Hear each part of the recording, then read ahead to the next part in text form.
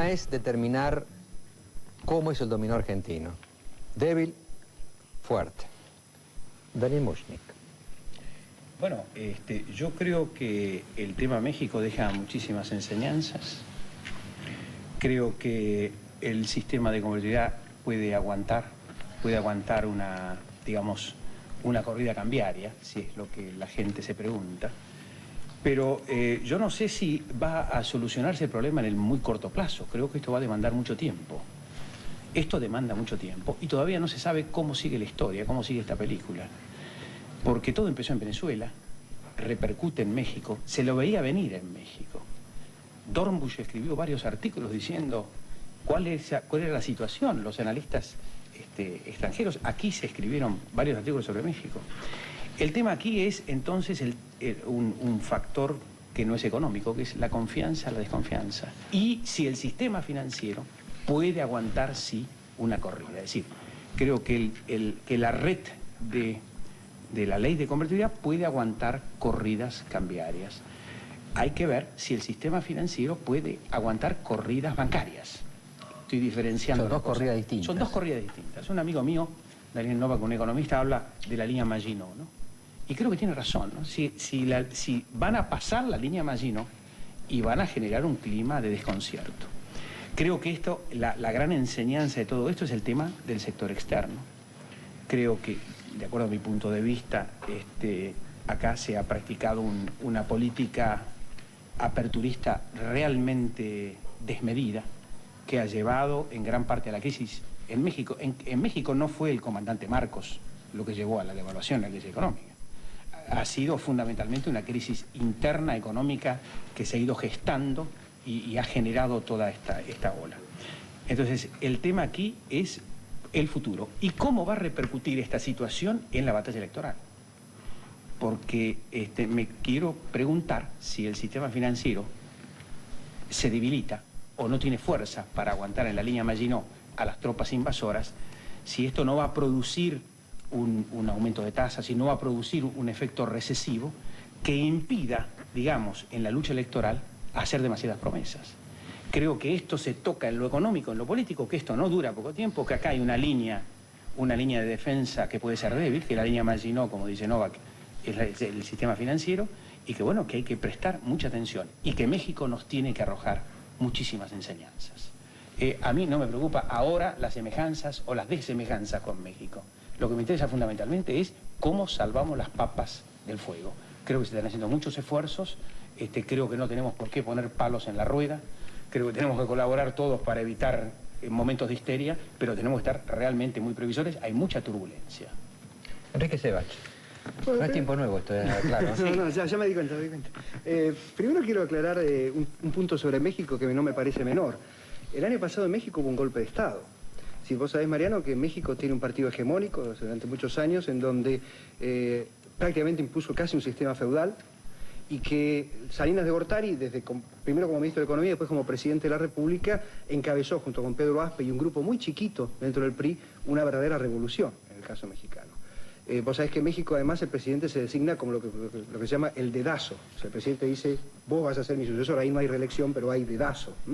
Y donde puso el dedo Salinas de Gortari fue en un señor que se llamaba Colosio y que fue asesinado por la gente del PRI. Es decir, el año pasado en México hubo una crisis política de una dimensión inimaginable a los ojos argentinos, que generó ya desde el año pasado una fuerte crisis de confianza, una crisis de una fuga de capitales tremenda, una caída del crecimiento. México no creció el año pasado, después de cortando una tendencia de crecimiento muy fuerte, y en ese contexto un descontrol fiscal y monetario al que hacía referencia el ministro Cavallo. Así que me parece que ese es un punto que te marca una diferencia importante. El caso venezolano es otro caso, una crisis política tremenda.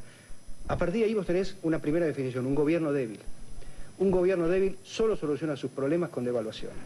Es decir, un gobierno débil soluciona sus problemas respondiendo a las presiones sectoriales. Yo voy a hacer un parangón que quizá no tenga mucho que ver, pero que nos ayuda para entender. Imagínense Viola Sigó. O sea, imagínense el golpe de Estado, entre comillas, de Viola y un gobierno cediendo a las presiones sectoriales, cediendo a las presiones corporativas y ajustando un desequilibrio real por la salida fácil de la devaluación. Eso fue lo que pasó en México. Hoy, el presidente Zedillo acaba de anunciar ajuste fiscal y acaba de anunciar un fondo de intervención de 10.000 millones de dólares o lo que fuera del Grupo de Estados Unidos, y acaba de anunciar otra cosa importante, la renuncia de su ministro de Hacienda. Es decir, esto lo que... Era un hombre que venía con muchos títulos, venía de la época de Salinas, ¿no? Venía de la debilidad. Este es un gobierno débil. Los gobiernos débiles no soportan presiones sectoriales y no soportan las situaciones, digamos, reales de la economía, de los desequilibrios que mencionaba Daniel. Hecha esta aclaración, me parece que ya de por sí tenés una diferencia importante respecto del caso argentino. Es cierto, vamos a un año electoral en donde de todas maneras hoy aparece bastante clara el panorama en términos de que aún la oposición, que hoy aparece como segunda, puede ser el radicalismo, o hasta el Frente Grande, hoy es el radicalismo, advierten de que la convertibilidad es un elemento que está aquí para quedarse. Así que ahí me parece que ya marcas otra diferencia. El último punto que quiero hacer es que, obviamente, alguien que me escucha dice, bueno, está bien, yo puedo decir, voy a mantener la convertibilidad, acá no se va a devaluar, el asunto es si se puede sostener. Y yo creo que se puede sostener en la medida que el gobierno reaccione primero con un ajuste fiscal, como el que está anunciando ahora, no por el ajuste fiscal en sí mismo, sino porque vos tenés acá que mantener la confianza, esa confianza que se perdió en esa crisis mexicana, y la manera de mantener la confianza en Argentina es justamente asegurar la solvencia del Estado argentino, que es un Estado endeudado. Y hay otro tema, la crisis argentina, entre comillas, no empezó con México. La crisis argentina empezó el día que el ministro Cavallo aterriza en Buenos Aires después de colocar un bono en el exterior y dice, tenemos una crisis previsional, tenemos que arreglarla. El Congreso no la sanciona, se dilata, ahí empieza a haber desconfianza y obviamente México gatilla esa desconfianza. Entonces el otro punto es, la confianza hay que mantenerla básicamente con solvencia fiscal. Se han tomado algunas medidas, creo que faltan otras, acá hace falta un shock fiscal mucho más fuerte, pero en ese sentido me parece que la situación está relativamente controlada y por lo menos está el diagnóstico claro. El ministro dice, cuando tenemos un problema monetario fiscal enseguida reaccionamos. Yo coincido en que la convertibilidad no peligra en el corto plazo y creo, al contrario de lo que piensa Daniel en términos de que esto se soluciona en el largo, creo que esto es un tema que no se soluciona en el corto. Creo que este tema en particular se soluciona en el corto plazo, pero que la Argentina vive en el 95 en una situación diferente porque va a tener todos los ojos mirando la situación fiscal día a día, controlándola y esperando que no se desbande nada, porque eso sí puede marcar la pérdida de confianza. El margen es más estrecho, seguramente la economía va a crecer menos de lo que se esperaba, no va a haber tanto ingreso de capitales como se esperaba, pero creo que de todas maneras no es una situación de pánico, sino es esto, de controlarla día a día para que la situación fiscal esté justamente acotada. Marcelo Sotobiasta.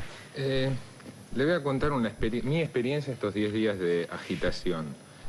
La primera cosa que me llamó muchísimo la atención era que mientras la gente común, casi todos, estaban muy ansiosos para saber qué pasaba con el dólar, si devaluábamos o no devaluábamos, y empezó a instalarse el fantasma de épocas pasadas.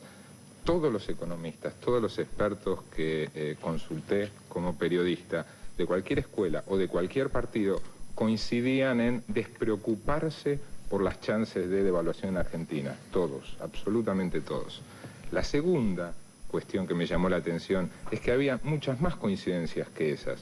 Todos los economistas de todas las escuelas o de cualquier partido político coincidían en algo que yo puedo resumir en decir, todo tiempo pasado de la convertibilidad fue mejor que lo que viene.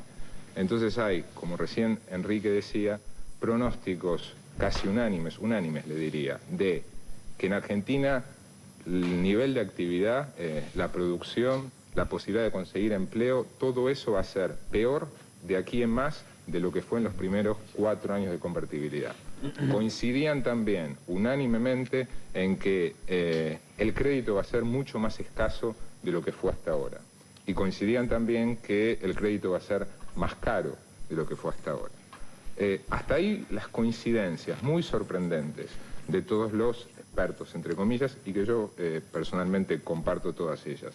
Donde empiezan a aparecer las diferencias es en tratar de ver por qué México repercutió en Argentina, por qué Argentina fue eco de algo que pasó en México. Y aquí se encuentra dos diferencias en cuanto a la explicación de qué originó esto y en cuanto a las soluciones o medidas a tomar.